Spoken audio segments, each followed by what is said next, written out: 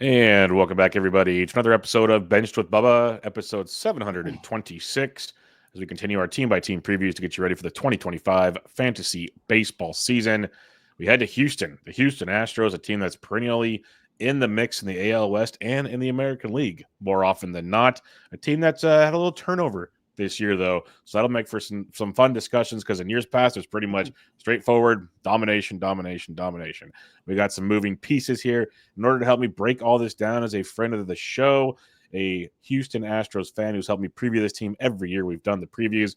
You can check out his website, armchairroto.com. A phenomenal fantasy player, especially the Draft Champions Streets. Got some really cool articles up there to check out there. And you can find him on Twitter at armchairroto. Russell Withers, how we doing, my friend? Hey, Bubba, I'm doing great. Thanks so much for having me.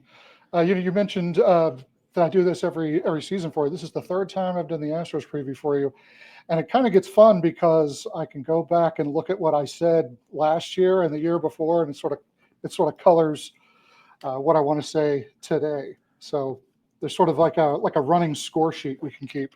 Yes, definitely. And like you put some notes here. I'm glad we're going to talk about that. You mentioned I've had some other people talk about, I wasn't in on so-and-so or I was too high on so-and-so and then things, but that's the world of fantasy we live in, which is fun. We don't know. We're playing a game to try to predict the future. So That's always fun stuff. But real quick, before we start talking players, because even though I mentioned the turmoil or change in team, there's still a lot of good players to talk about. What were your overall thoughts on the 2024 season, though, before we start talking 2025? It's weird talking about the Astros during this phase of my life. When I was a kid, it was all Biggio and Bagwell, and then later on Lance Berkman, and that whole era, the Roy Oswalt era. And then we had, the 2000s teams where Roger Clemens was pitching, and so there have been all these really good teams throughout my life. There's only been one really bad period they've gone through. Mm-hmm. But man, the last 8 years or so are just something I wish every baseball fan could really experience. Just having your team in it and expecting to win every single season is just a whole lot of fun. It makes baseball more fun, and it's just something. Like I said, I just wish it was something everybody could experience because it's just been awesome. And yeah, the team's a little bit different this year, but I think that window is still open, and I think they're still a really good team and going to compete again. So we're going to keep that going. Yep, I agree. You guys have had a heck of a run. A lot of guys that are still there, a lot of youth coming through, which is a testament to the team and the powers to be to build as such. And I'm with you. Like, I keep joking about it. We will talk about it eventually. But yeah, some players are gone, but there are some players filling in that'll be just fine. Like there are some adjustments that'll be made, but overall still a very, very good team and a fun AL West. So let's get going on this. And I know on the outline I put January 1st. I changed it to January 8th to shrink it down to 11 drafts. So anybody keeping track at home, January 8th, January 27th, 11 DC drafts to get it kind of ADP just for discussion's sake. And we'll start with your leadoff man, the veteran of the team. He's going to be 35 years old this year, but continues to get it done. And that is when Jose Altuve. He's coming in with an ADP of 65 over those last 11 drafts. But Russell, when you look at Altuve here, it's impressive. 2022 last year, 20 homers, 22 steals, just continues to get it done. Hits for average. I know eventually the wall always hits. Like Father Time will win, but I don't know when it's coming for Jose Altuve. What are your thoughts on the upcoming 2025 season? Yeah, Altuve, he's the heartbeat of the team. He's probably a future Hall of Famer. And you know what you're getting with him. He's a 5-category guy for now, at least. Plays almost every day. Nearly had 700 plate appearances last season, and he's topped 600 in 3 of the last 4. So you're getting the volume with him. He's getting old. He'll turn 35, but his skill set is pretty stable. But there are a few things worth mentioning. I mentioned his calling cards, or his batting average, and his power speed combo. So if you look at his skills, his contact rate fell below 80% for the first time in his 14-year career last season. Which is still above league average, but it's worth noting. He walked less than he has in nearly a decade, and he swung more often than he has in nearly a decade. So he's getting more aggressive as his skills kind of erode just a little bit. And Steamer's kind of picking up on that. They're projecting him as more of a 270 hitter than the 300 hitter that we've become accustomed to drafting. And, he's never really been a big power metric guy, but he knows how to hit the ball hard. Like, he doesn't barrel the ball up a lot. He doesn't have a big hard hit rate, and his exit velocities are not off the charts. But he has these skills, and he knows how to do what he wants with the ball. He's an extreme pull guy, so he could just kind of hit the ball to left field and dump it into the Crawford boxes. And that's not really a power thing. That's more of a skill thing. Mm-hmm. And I could see him keeping that up for at least a few more seasons. I don't think it's that difficult for him to just keep dumping the ball into left field. The speed has me a little more worried, which is kind of a weird thing to say because he ran more than ever last season. Let's see, he had 29 stolen base attempts, which is more than he's attempted in several years. So that's good. But he was also caught stealing more than he had been in 7 or 8 seasons. So that's bad. And if you look at his sprint speed, StatCast has this interesting thing where you can animate the little bars they have, and you can watch the skills change over time. Mm-hmm. And up until 2 seasons ago, he was a top half percentile sprint speed guy, but the last 2 seasons, he's hovering around 40%. So he is not fast anymore. And the fact that he stole more bases last season than he had in a really long time was kind of the result of just will and picking his spots rather than just being a fast guy who's going to steal bases. So I kind of feel like last season, especially and the season before, were a little bit of outliers. And I would not be shocked to see him drop back down to the 8 to 12 stolen base range, which is still good, but I'm not really banking on the 20 stolen bases again. I think next season you're looking more of like a 270, 275, maybe 280 hitter with 15 to 20 home runs, 8 to 12 stolen bases, and, a boatload of runs. He'll still be at the top of the lineup. Great lineup. He'll get on base. So great player, but you have to be mindful that the skills are eroding just a little bit. And that's where in drafts, I'm having a tricky time. He's going 3 picks after Ozzie Albies, who has tons of question marks in his own right. Like, we really don't know. We've seen an amazing ceiling with Ozzie. We've seen a lot of injuries and a floor with Ozzie. He's Altuve is also going 15 picks or so ahead of Luis Garcia Jr., who a lot of us like for the power speed combo, but obviously so far showcased good batting average skills, but less than Altuve. So there's this kind of pick your poison out of these 3, and after these 3, the second base position drops off pretty rapidly into just a kind of glob of what are you looking for. So that's where I have some shares of Altuve, but I'm kind of also do I want to pull the trigger right here? It's kind of tricky, all things considered. But to the biggest point you mentioned, still going to be very good for fantasy. Still going to be pretty darn consistent, barring something crazy. And one of the first things you said is the heartbeat of the team. And I know you had to have seen it, but the Astros had their fan fest over the weekend, and Altuve had a lot of great comments. And just one is we'll talk Bregman later, but when you hear a 35-year-old has no reason to adjust to anything. He's proven it all. He's the team's captain, basically. Say, I'll do whatever it takes. When Bregman comes back, I'll play left field. I'll play wherever you want. That says a lot. Like as a Giants fan who's kind of been looking for a leader since Posey left, to have a guy like Altuve who doesn't need to do any of this, flat out say, I'll do whatever. Fine, no big deal. That says a lot about what your team is. Back even farther to your initial point about 8 years of success, it's because of that kind of mindset that your team has. So love Altuve. You can see behind me, I got my Altuve autograph photo right there. Yep, I see it. Yeah, every team needs a guy like that, and not very many do. All right, Yordan Alvarez, the guy that's every draft season goes around the 1-2 turn in 15s, and every draft season is the same conversation that comes up: is should we take Yordan Alvarez because of the knees, when yet he has played 140 games last year, 135, 144, had 1 down season technically. Power's great, average is great, obviously will not run. ADP, when we're looking at Yordan right now, Russell, is a whopping 17. So how are you feeling on Yordan Alvarez? Yeah, I'm actually perfectly happy taking him at that ADP, especially with stolen bases being more prevalent.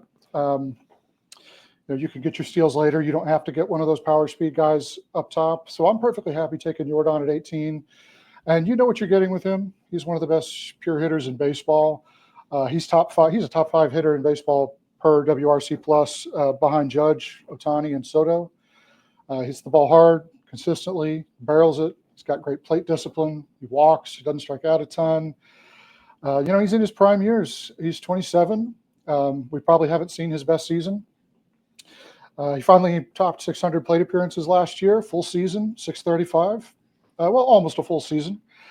Um, but yet, if I was going to find a wart, I'd say he's never hit 40 home runs, even though we all know he has that power. And he's got some ongoing knee concerns. He had a knee injury late last season, and it was bad enough that he thought he was going to need surgery. He didn't get it. He says he's 100% now. So it's kind of a leap of faith you have to take that he's going to be healthy, and that's a leap that I have been willing to take. He played mostly DH last season. I think that's going to continue. I think he played 94 games at DH and 53 games in left field. Houston has a big problem in left field right now. So unless they solve that, they're going to need him to keep playing some games there. But I think he will be primarily a DH, even more so than he was last season. So yeah, at pick 18, 19, that's a leap I'm taking. Everybody's got risk, and Jordan's a risk I'll take. Yeah, you don't find a lot of power bats with a near 300 batting average. Very hard to find these days. So he kind of hits. We always talk about how power is something that's you need to nail early type deal. You need to get a lot of it, and then to couple it with batting average is pretty tremendous. So I'm got to the point where I'm okay taking him. I don't think I have, because I'm so in my mind stuck on stolen bases, but I'm not opposed to it as I have been in previous seasons. Yeah. One of the newest members of the Houston Astros, one of my favorite players for fantasy, and kind of, I appreciate in real life because he plays phenomenal defense at first base as well, is Christian Walker, who's coming over from the Arizona Diamondbacks, a guy that has, 20 to, before he got hurt last year, at 26 homers, had over 30 homers for back-to-back seasons. Kind of know what you're going to get. He's been a consistent profile for a few years. The Crawford boxes should do him well. ADP is about 95 for Christian Walker. Is one of my targets if I wait on first base. How are you feeling on Christian Walker joining the Houston Astros? Yeah, I like him too, and I've been drafting him too. But I have to say that when they announced that signing, I sort of got some Jose Abreu vibes. If you recall on your show 2 years ago, I think I referred to Jose Abreu's skill set when they signed him as aging like a fine wine. That was aging into the 20. That was heading into the 2023 season. Obviously 23 was bad, and then 2024 was a total disaster. And then, not to digress too much, but Houston's going to pay Jose Abreu $20 million in 2025. No. In the hunt for Bregman, that would be nice money to have. But truthfully, though, if you look at Abreu's 3 seasons before Houston and Walker's last 3 seasons, there are some things in common there. Some trends in contact, walks, strikeouts, hard hit barrels. I think what saves Walker is he's 3 years younger than Abreu was when he signed. And I think Walker's more of a pure power hitter than Abreu ever was. I mean, Abreu hit 30 a few times, but I think Walker is more of a pure power hitter than Abreu ever was. And given that he's younger, I think he's going to make it. I think the return on investment for Houston with Walker is going to be a lot more than it was with Abreu. So I like him right around pick 100. There's a bunch of first basemen I like. Yep. So sometimes I just pass him over, but I've taken him a few times, and I feel pretty comfortable slotting him in at first base. He's going to be in a good lineup. He's going to be in prime part of the order. So as long as he stays healthy, he should get buckets of home runs and RBIs and should be a building block for your team. You got to hook him up. He said he's looking to try all the best barbecue in Houston. So that was one of his first things. I'm like, yep, he's going to fit in just fine around there. Yainer Diaz, catcher, Houston Astros, catcher 2 for most in fantasy. What I love about Yainer is a catcher with batting average. We've seen 20+ homers. There's questions and discussions about what we should really expect in that department, but batting average he's done every time. That's a plus. Right now, you have an ADP around 60 for Yainer Diaz. How are you feeling going in there? Because I've had some very good debates, nice, cordially debates on is he worth number 2? Where should he be? And it is kind of a mixed bag out there.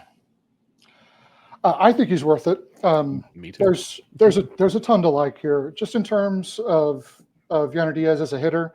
He makes consistent contact, consistently hits the ball hard. He's got good exit velocities. He didn't barrel the ball last year as much as he did in 2023, but I think that can bounce back. And he actually traded some fly balls for line drives in the second half last season, and that actually helped boost his batting average over 300 in the second half. So he's kind of, he has such good skills, and he's still young. He's kind of figuring out the kind of hitter he wants to be, and to be able to trade off some power for some batting average, that bodes well for whenever he consolidates and kind of figures out what he's going to be moving forward. So, I think he can be a power hitting, average hitting, high average hitting catcher. And that's great. But, on top of that, you also get the volume. 619 plate appearances last year. That's 5th among catchers. So that's a full-time player at the catcher position. That is really hard to find. Yep.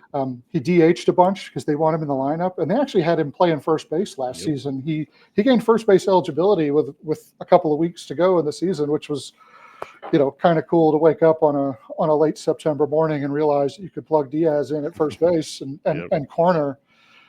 So yeah, I've actually been scooping up shares. I feel perfectly comfortable taking him right around where he's going. And I'm going to continue to do that as we shift over into fab drafting season. Yep, I'm 100% with you. Like, I love William. Obviously, most do. That's why you have to pay a premium for him. And it's been hard for me to do that building other parts of my roster. So I gladly moved to Yainer as my catcher 1, like in drafts. Like, in reality, catcher 1's still William, but I have zero problem having Yainer as my catcher 1, all things considered. I've taken them both on a couple of teams, actually. Now, see, that's I would love to see how that build looks, because I love the idea behind it. I'm curious how the build looks. Let's put it that way. Yeah. Yeah.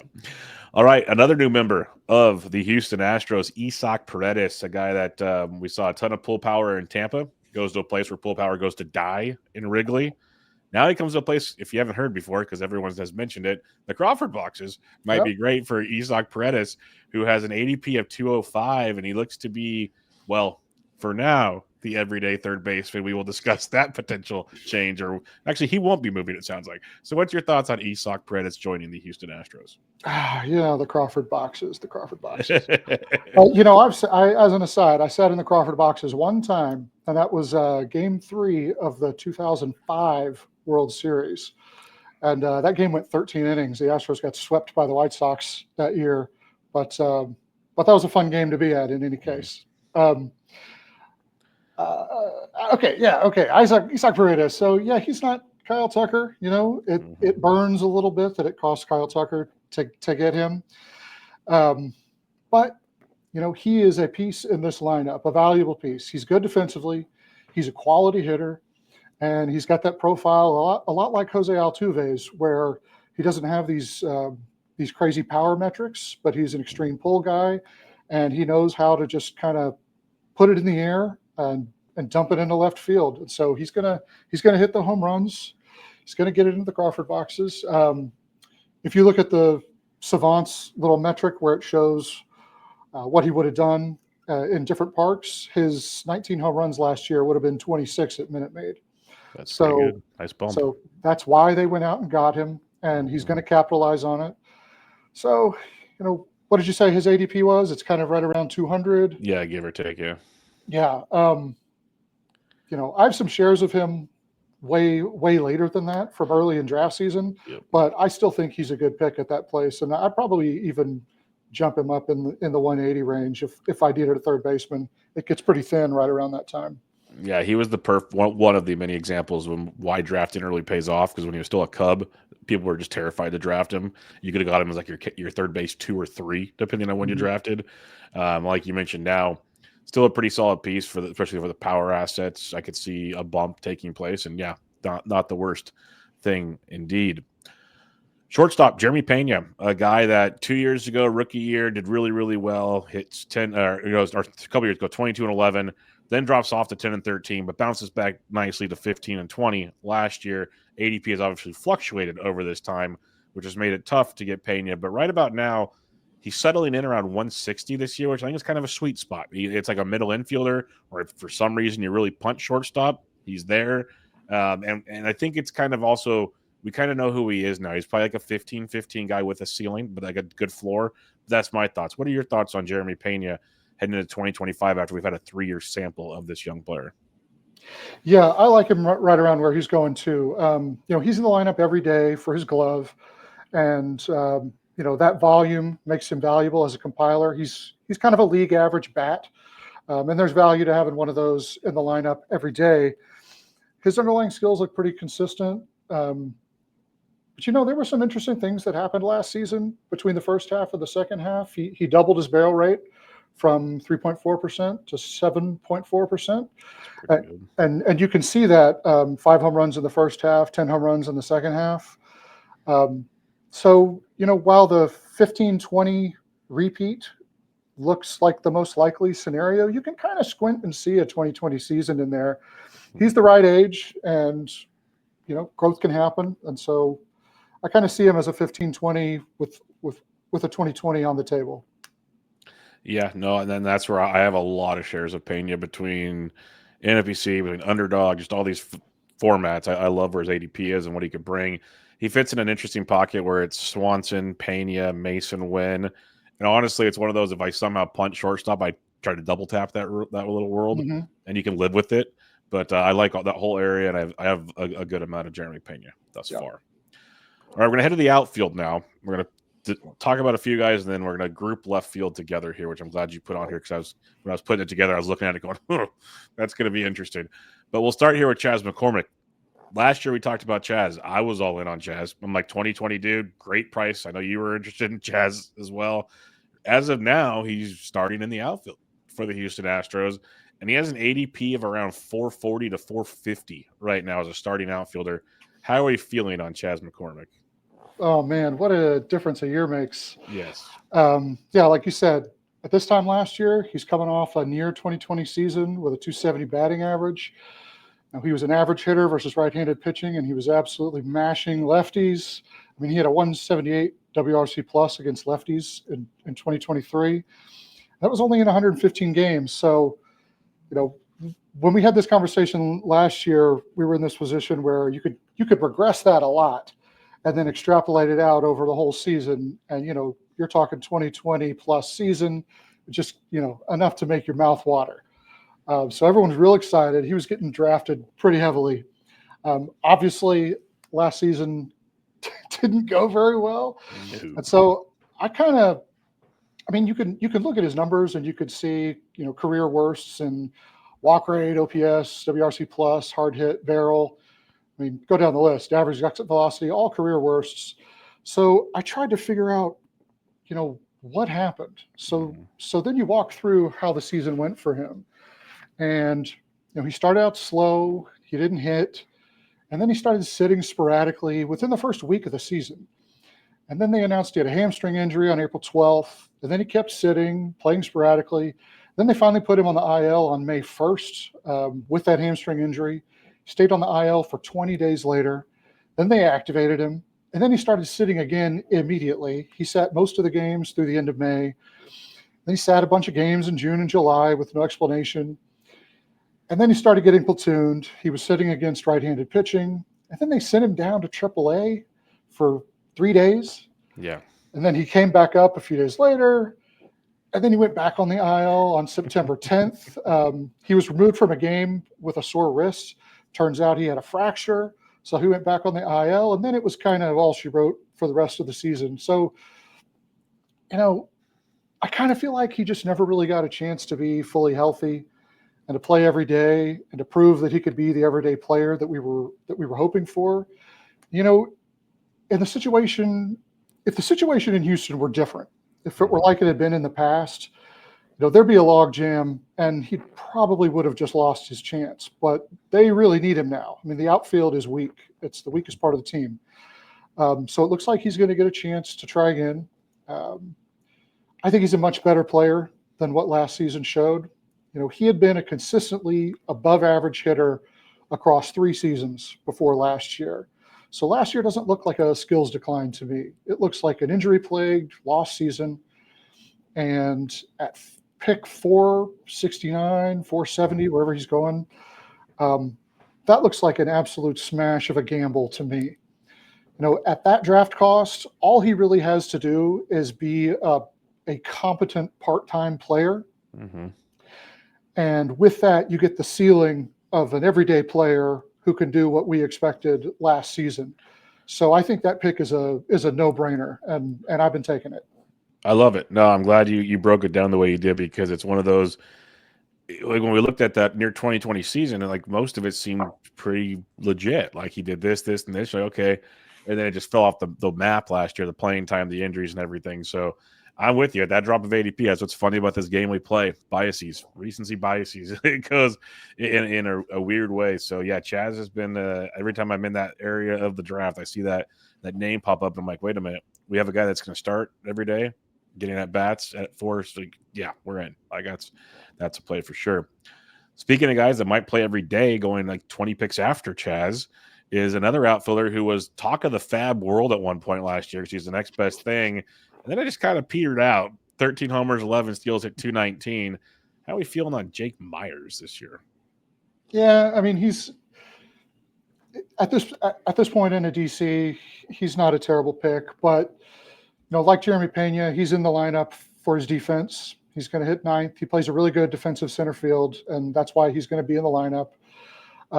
Unlike Pena, he's not a league average bat. He's a well below league average bat. So, he's got a little bit of pop and a little bit of speed, and he can go kind of 10-10, double digits on both like he did last season. So there's some value in that. But he's not a guy I'm going out and chasing. You said he's going 20 picks after McCormick. Yep. With a choice between those two, I'm taking McCormick every time. Jake Myers, he's a fine pick in a DC just as an outfield filler, like an 8th or a 9th outfielder. But I haven't really been going out and getting him. Like the choice for me usually in drafts has been between McCormick and Myers. And so I look at it as, I'll take the low floor, high ceiling bounce back on McCormick rather than the low floor, low ceiling volume of Myers. Yep, I'm 100% with you. I have zero desire to actually draft Myers unless I'm really desperate in the off. Like I missed a lot, and I need a guy just to get me PT. We're pretty much not there. All right. Obviously, there's a hole in the outfield. You mentioned Tucker going to Chicago. Both big Tucker fans here, obviously. It's an interesting situation of who, like Roster Resource has Shea Whitcomb and Taylor Trammell platooning there. There's the Zach DeCenzo rumors that I know you're going to talk about, and I'll add on to that later as well. How do you see this playing out? Because I just looked real quick. Over the last 11 DCs, Taylor Trammell has not been drafted once. Zach DeCenzo, ADP of 508, and Shea Whitcomb has an ADP of 611. So how do you kind of attack that situation? Yeah, it's weird. Not to jump ahead, but the Whitcomb and DeCenzo ADP, those are from, pre-Walker, pre-Paredes, people looking at those guys, because those guys are infielders, and drafters are looking at those guys going, there's a lot of opportunity in Houston's infield. And so DeCenzo and Whitcomb are getting drafted thinking, there's a good shot they could be opening day third baseman, first baseman. What's going to happen in left field? I don't know. I don't think the solution is on the team, but let's just kind of play this game for a second. I don't see Taylor Trammell as the opening day left fielder. I just don't see that happening. Whitcomb, he's got an interesting power speed profile. He went 35-20 last year and 25-25 the year before. He debuted last year. He played 10 games in left field at AAA, but he's not really an outfielder. He's mostly an infielder, and I just don't see him taking that job. DeZenzo is a little more interesting. He's also a good power speed profile.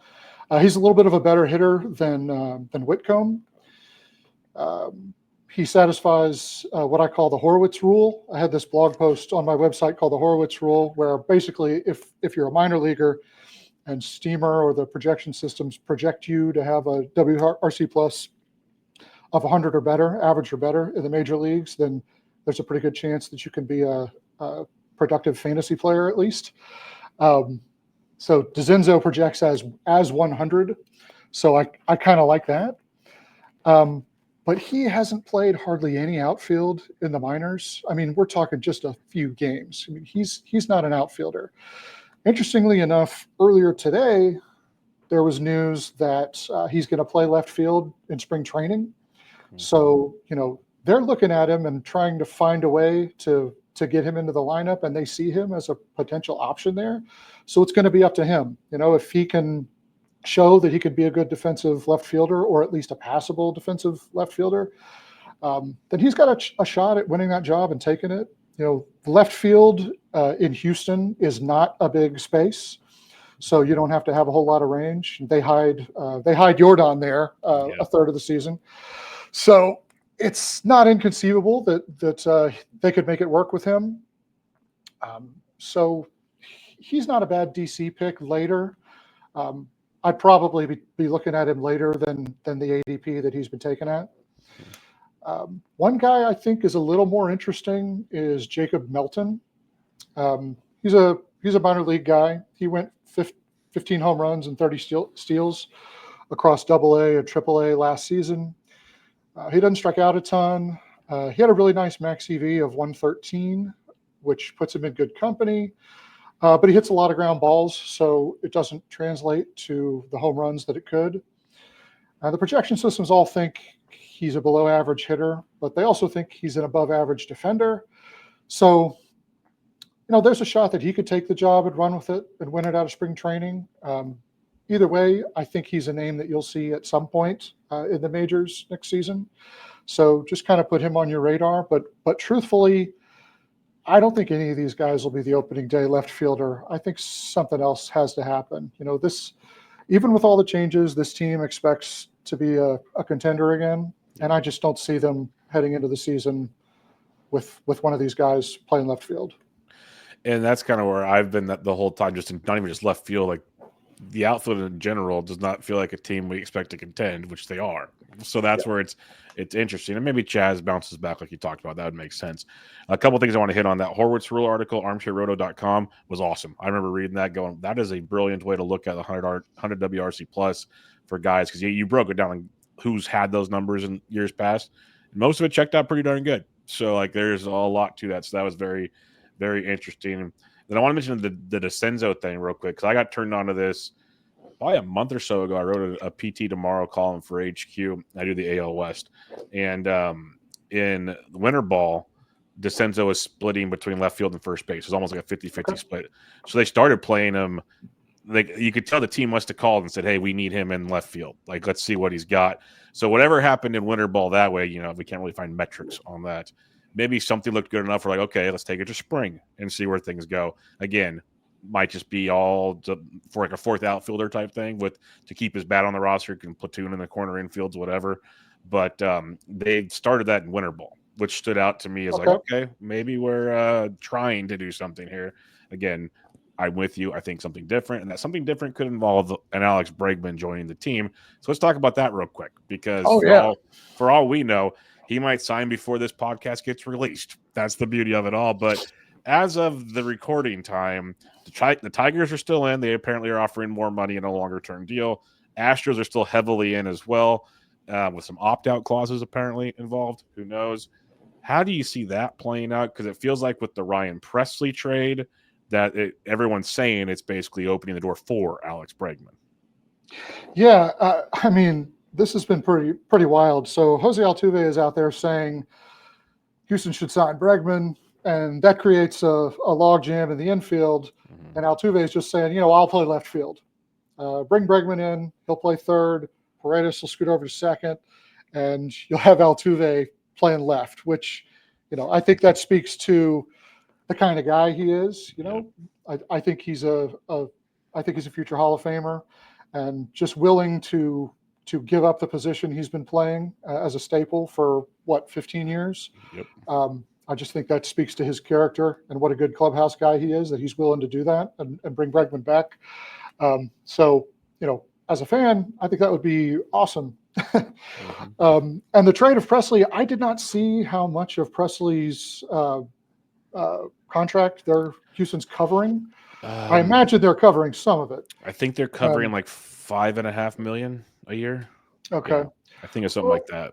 Yeah, so theoretically, that frees up some salary cap space, and maybe they can bump the offer to Bregman a little bit. You know, Houston loves Alex Bregman, and I think his teammates do too. So I don't know. This seems like a long shot, but all this conversation is fun to have, and it's interesting, and we'll see what happens. For sure. All right, let's head to the mound, where the rotation is still pretty good, folks. Headed off by Framber Valdez, who, you know, if you just look at the final stat line, still another phenomenal season. Kind of a hiccup at one point in the year, but then just finished nasty yet again. A guy that doesn't get as much love as I think he should. Still has an ADP between 60 and 70, which is still good, but if you just look at the year in, year out results from Framber, not the flamethrower strikeout guy, so maybe that's it. But man, it's just consistently good. So what's your thoughts on Framber? Oh, yeah, totally. 4 straight quality seasons from Framber now, 3 with some pretty nice volume. He's got that elite ground ball rate that induces a lot of easy outs. But he's actually in a 4-year trend of throwing his sinker less and less each season. He threw it 50% of the time in 2020, and now he's down to about 45. And he's throwing his changeup and his curveball a lot more. And those are both devastating pitches. The whiff rate on the curve is almost 40%, and the changeup is over 35%. And his slider's up there too, even though he barely throws that one. And the trend with the sinker less and the curveball more was really prominent between the first half and the second half last season. And so he kind of shifted that, and you can actually see that in the results. You know, he had a 3.66 ERA in the first half and a 1.96 ERA in the second half. His strikeout rate jumped from 20.3% in the first half to 29% in the second half, which is way above even his career of strikeout rate of 23.5. And if that sticks, it's not crazy to think that he could get back over that K per inning threshold that he's hit a couple of times. You know, that makes him even more of a legitimate ace if he can tack on more strikeouts than he's currently getting. But as things stand right now, I think he's a back end ace. He's a solid foundation for your rotation. I like to grab one of the big guys up top. So when I've been grabbing Framber, he's usually my number 2. But you know, if you wanted to take hitters and grab Framber as your number 1, you could build a solid staff doing that, and you'd probably be in a pretty good position. Yeah, and you hit on what I was going to say next. Is I prefer him as my SP2. Like, he adds the ratio support, so if the strikeouts are down, you're good, and he should be in line for tons of wins once again. And I like the flamethrowers that do get 200 plus Ks up top. But yeah, if you go hitter heavy, which I have a tendency to do, it's been a problem of mine, some may say, Framber makes a good SP1 to help put those ratios kind of intact for a little bit before you move on to the next part. All right, now we got a couple youth movement pitchers here. We got Hunter Brown coming off a year like everyone remembers was rough to start, and then probably one of the best pitchers in baseball for like the last 2/3 of the season. Right now you have an ADP of around 100 for Hunter Brown. How are we feeling for an encore season from Brown? Oh, man, we're feeling great. I remember this time last year, we were wondering if he was going to figure things out. And you can almost pinpoint the exact day that he did. It was May 22nd. So in 9 starts before that, he had a 7.71 ERA, 5.52 FIP, 4.20 xFIP, and you know, there was a big blow up in there, kind of driving all that. But he was just kind of getting by those first starts, and then something flipped. And in 22 starts from that date forward, he had a 2.31 ERA, 3.04 FIP, and a 3.27 xFIP. And he just has all kinds of different ways to make it work. He has a super deep arsenal, 6 pitches, 3 of them with absolute elite stuff. He locates all 6. 5 of them grade out as better than average pitches on per pitching plus. None of them had an expected batting average over 249. He gets whiffs on all of them except the sinker, which helps drive that ground ball rate that he has around 50%. He just has so many different ways to get batters out, so many different approaches he can take.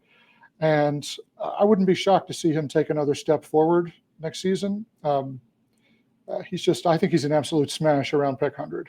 Yep, I'm with you. I've very in on Hunter Brown. Have a few shares for sure, and especially if you do kind of play the pitching game as an SP2, Brown is pretty darn amazing. So I'm with you there. Let's go Spencer Arrighetti, who is a year younger than Brown. He had some very, very strong stretches last year and some hiccups as he was still growing pains. But overall, to me, good season, first good season in the bigs. And it's really interesting to me because, and I could be totally wrong here, but to me, it's like Brown's very, very good. I don't think Arrighetti's that far off, but Brown's ADP is around 100. Arrighetti's is like 210. I guess a massive drop off. And again, maybe I'm wrong. That's what you're here for to tell me. But what's your thoughts on Arrighetti this year? Yeah, he's so interesting. I didn't go back and listen, but I definitely faded him on your podcast last year. He'd had 60 or so okay innings at Double-A, but with big strikeouts, and then his Triple-A appearances weren't very good. The strikeouts came down and the walks went up, and he only had a 9.7 K minus BB.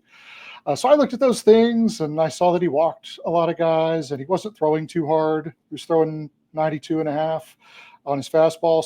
So I definitely remember fading him on this program. So you roll forward to 2024. He makes 2 starts at AAA that weren't even particularly impressive. He walked 19% of the batters in those 2 starts. And Houston's just like, let's call the kid up and give him a shot. So as happens seemingly so often in Houston, he put things together real quick and became a fixture in the rotation.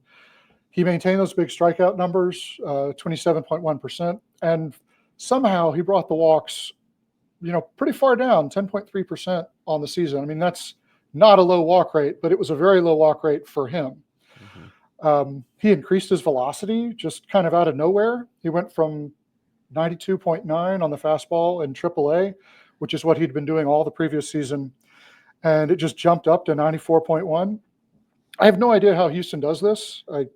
Do they just go to these guys and say, "Hey, kid, why don't you try throwing the ball harder?" Throw harder. So anyway, so there's that.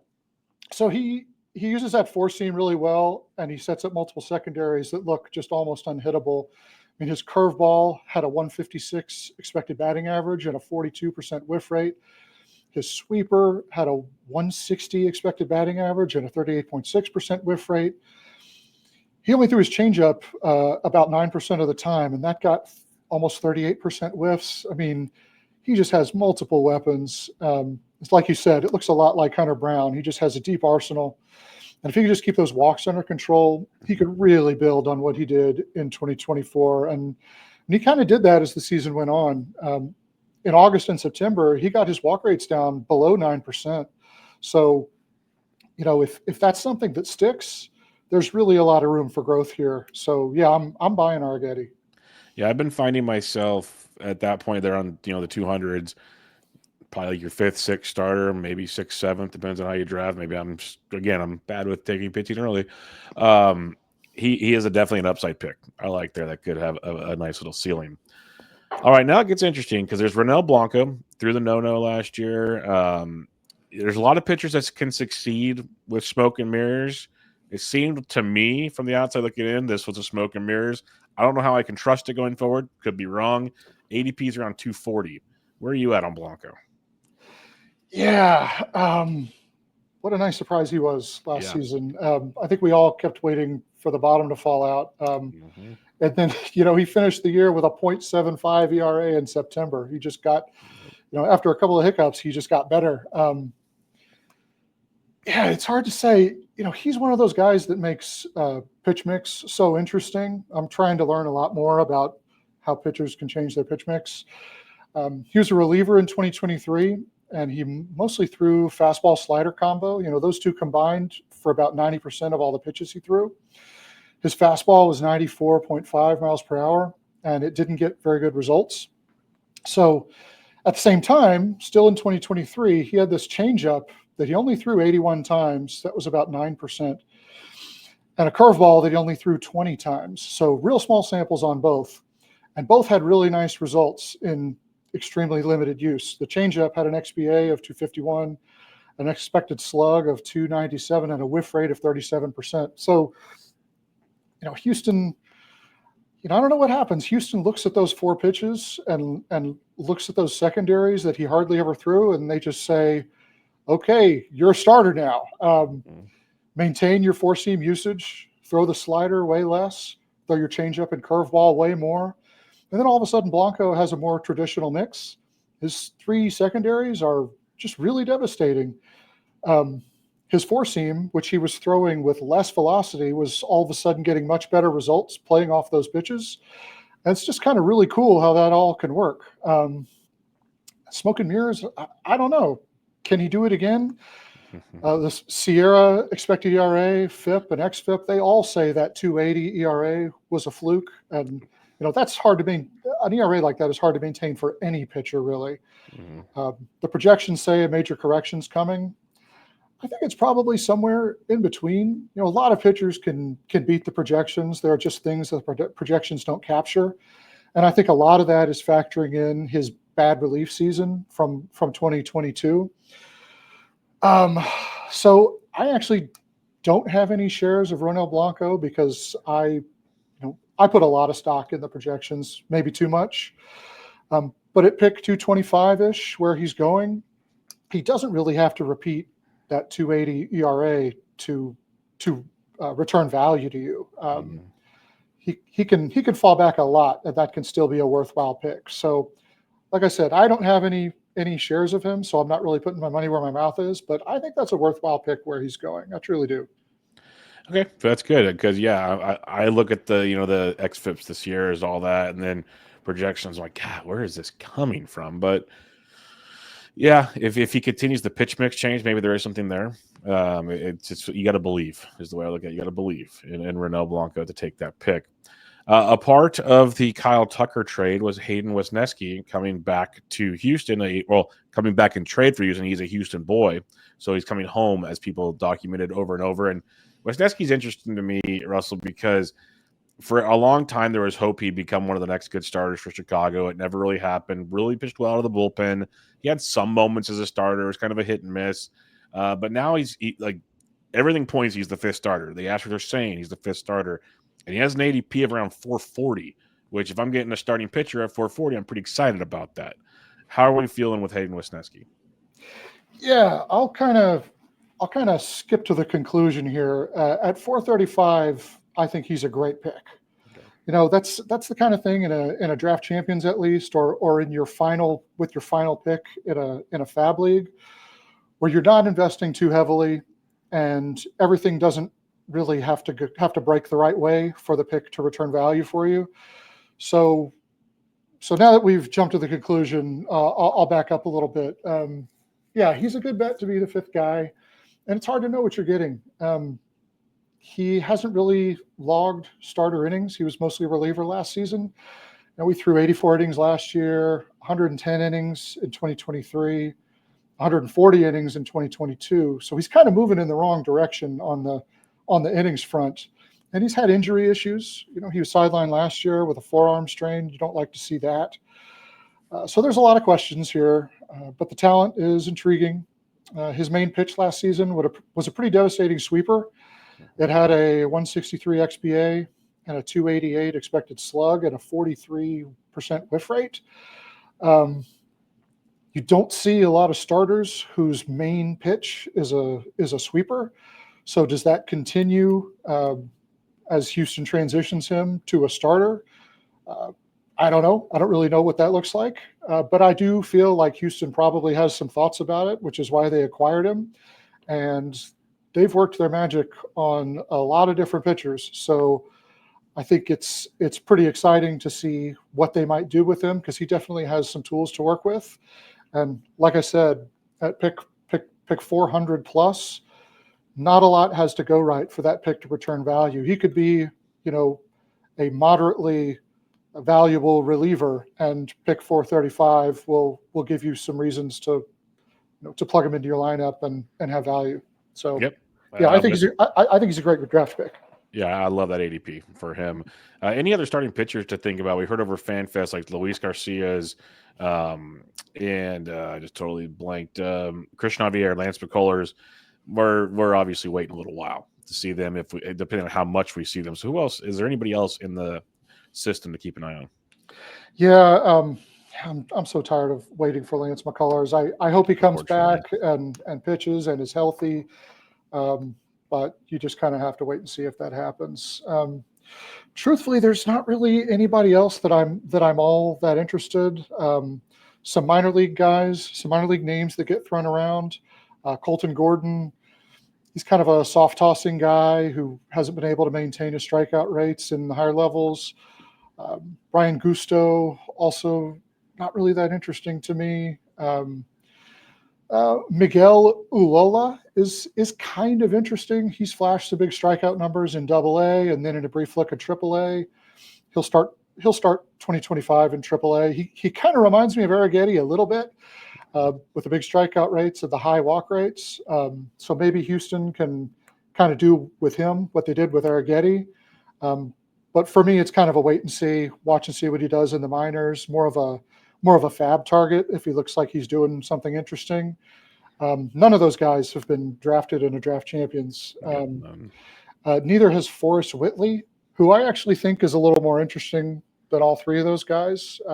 We all know Forrest Whitley. We all know he's been through a lot, particularly with injuries. But Houston converted him to a reliever last season, and he had a decent relief season in AAA, and he finally made it to the majors. He still throws hard. He's got a 97 mile per hour sinker. He still has a deep arsenal. What's crazy, when I looked at this, he pitched just over 3.1 innings in the majors, but he used 7 different pitches. Oh, wow. You don't see that very often, especially out of a reliever. So he's not being drafted. I'm not telling you to draft him, but it wouldn't be crazy to see his name start popping up on fab runs, a month into the season.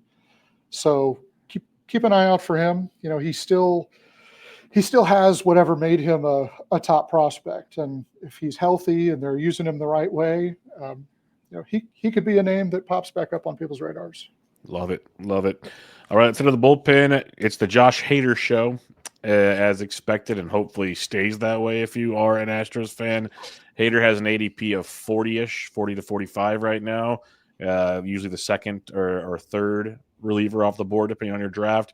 How are we feeling on Josh Hader? Yeah, I like the pick. He's one of the guys I'm perfectly comfortable taking up top. You can't really ask for much more than 30 plus saves and 100 strikeouts out of a closer. Sub 1 WHIP. I've actually been taking him over Class A. I know Class A has a better ratios, but saves totals could be kind of fickle. Mm-hmm. And I just like the strikeout numbers that Hader gives you. So I've been taking Hader and Diaz over Class A personally. Just those extra 30 or so strikeouts, they just make a big difference for me.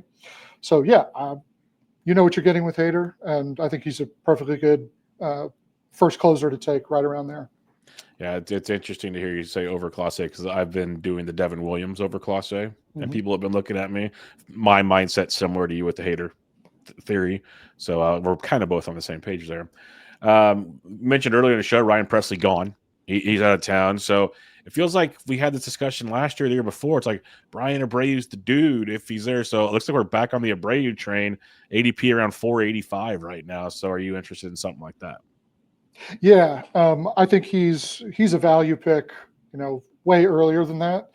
Just an elite relief arm. You could plug him in any week and feel comfortable with it if you don't have a matchup that you like for that ninth pitching slot. He's also going to vulture some saves. There'll be days where Hader isn't available and Abreu will be the guy. And if Hader goes on the IL for any period of time, Abreu is going to be the guy. So yeah, he's definitely worth a draft pick, especially if that 500 ADP sticks. I imagine he's going to start moving up with Presley out of the way, but he could move up a pretty considerable amount, and I think he's still a pretty valuable draft pick. Yep, totally with you there. All right, we hit the bats, we hit the starting pitchings, we hit relievers. You mentioned the prospects. Anybody else we should discuss on the Astros that we had not mentioned yet? I think we hit most of them. Yeah, not really. Cam Smith is pretty interesting. He came over in the Tucker trade, but I don't think he's coming up in 2025 unless he really sets the world on fire. So I think we've covered it. Perfect. All right, final question I have for you then. What are your expectations in 2025 for the Houston Astros? Oh, come on. World Series or bust once again? World Series or bust. This window is going to be open until it's not, and World Series or bust. Beautiful. All right, we're going to wrap it up there. As always, my friend, thanks for joining me. I appreciate chatting with you, and we'll have to do it again sometime. Yeah, thanks for having me, Bubba. Always a pleasure. All right, everybody. If you haven't followed him yet, make sure you check out Russell on Twitter at ArmchairRoto and ArmchairRoto.com. Always really interesting stuff. You can go back in the archives to what he's had there. He has a lot of really good, really informative stuff about draft champions and other formats and just fantasy think pieces is the way I like to say it. So good stuff there. But again, follow him on Twitter at ArmchairRoto. Until next time, this is Benched with Bubba, episode 726, your 2025 Houston Astros team preview. Catch you all next time.